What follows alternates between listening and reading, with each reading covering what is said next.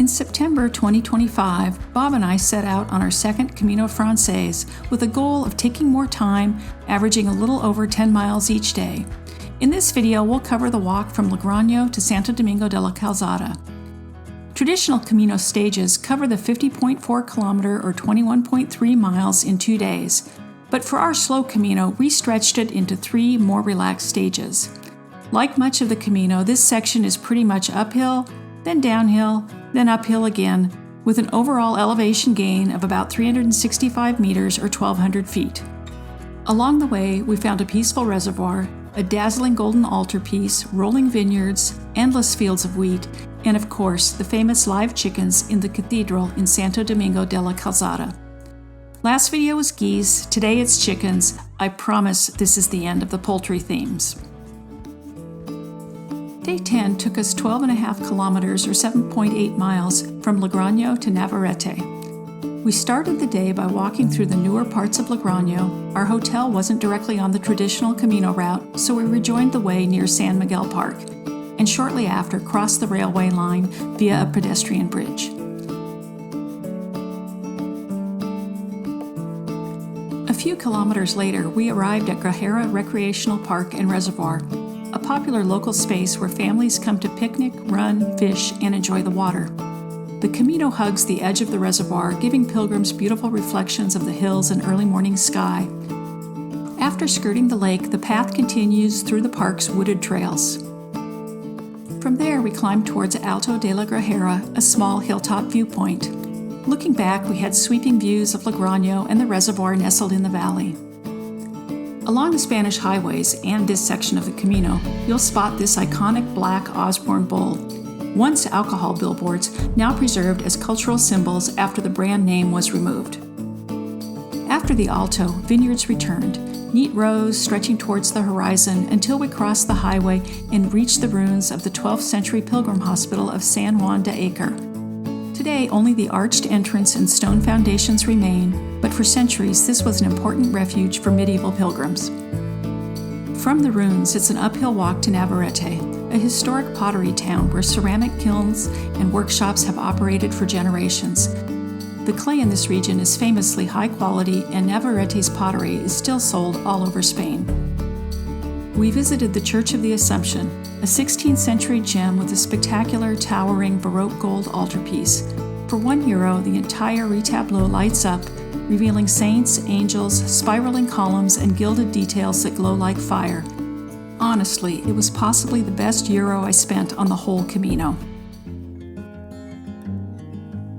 For day 11, we walked 21.8 kilometers or 13.5 miles from Navarrete to Azofra. We left Navarrete before sunrise for our longest walk of this stretch, another breathtaking morning through vineyards and golden wheat fields. Along the way, pilgrims have the option to take the alternate route through Ventosa, a charming detour about 1 kilometer longer. Ventosa has cafes, a small market, places to stay, a church, but we chose the direct route. The 2 routes join near a large pilgrim rest stop where we paused for water and a snack. After that came the climb to Alto de San Antón, a ridge sprinkled with vineyards and open views in every direction. The descent on the far side is gentle and leads back into Rioja wine country.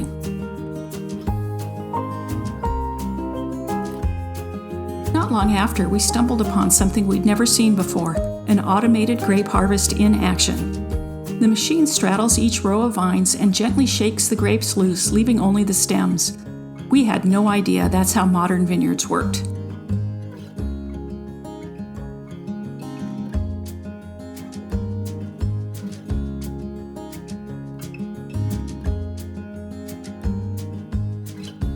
Before reaching Nájera, we passed an area where the walls are covered in street art, including the poem of the Camino, describing how the Camino is driven not by landmarks or tradition, but by a deep inner calling that defies explanation. Right at the entrance to town, we stopped for a café con leche and a tortilla, classic Camino fuel. Nájera begins with modern industrial buildings, but once you cross the river, the atmosphere changes entirely. The old town quarter has narrow streets and red clay cliffs that rise dramatically over the town.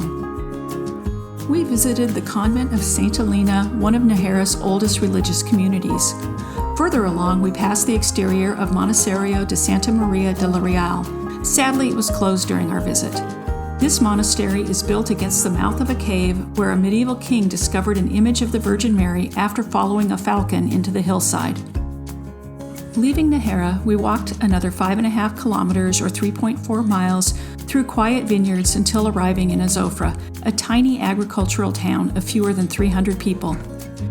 Azofra is known for its tidy grid layout and for historically offering pilgrims single rooms, a rare luxury in earlier centuries. We stayed in a cozy casa rural and immediately took advantage of the washing machine. No dryer, as is typical. Laundry drying inside your room is another classic Camino scene. For day 12, we walked 15.5 kilometers, or 9.6 miles, from Azofra to Santo Domingo de la Calzada. Day 12 began with one of my favorite Camino breakfasts, café con leche and a Napolitana. The Camino is the one place where eating chocolate and bread for breakfast feels perfectly acceptable. We walked with long early morning shadows through more vineyards and rolling wheat fields. Looking back, Azofra was glowing in the hazy golden light. A few kilometers later, we passed the Fuente de los Romeros, the traditional pilgrim's fountain. As we get closer to the Meseta, the landscape opens into sweeping plains and soft hills, an early preview of what lies ahead.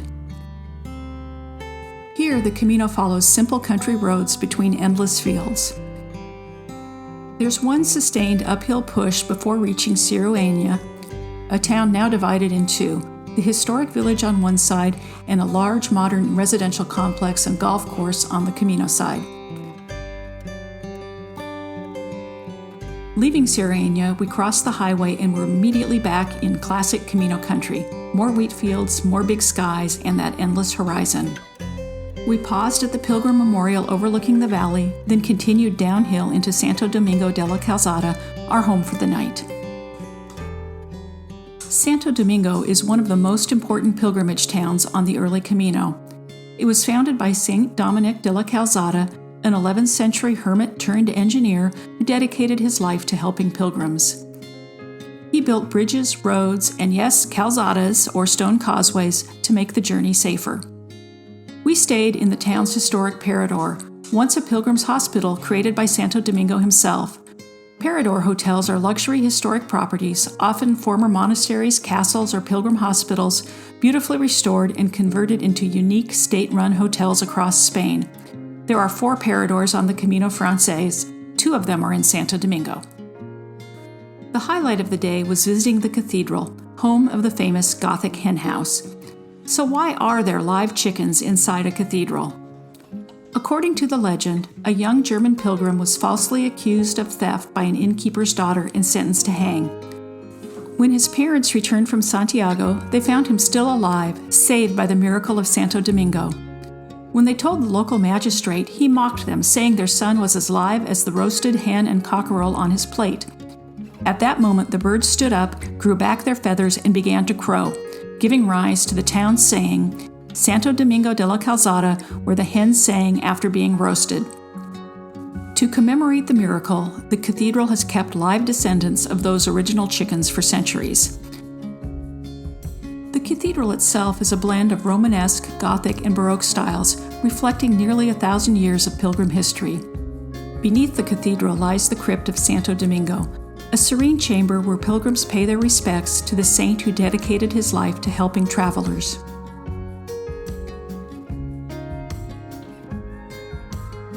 Your cathedral admission also includes the bell tower, so we climbed the winding stairs, all 132 of them, despite our tired legs. The views from the top stretch across the rooftops of Santo Domingo and out to the wheat fields we'd walked earlier in that day. Absolutely worth the effort. Days 10 to 12 brought quiet mornings, golden fields, vineyard valleys, medieval legends, and one very famous chicken coop. Thanks for watching, and buen camino.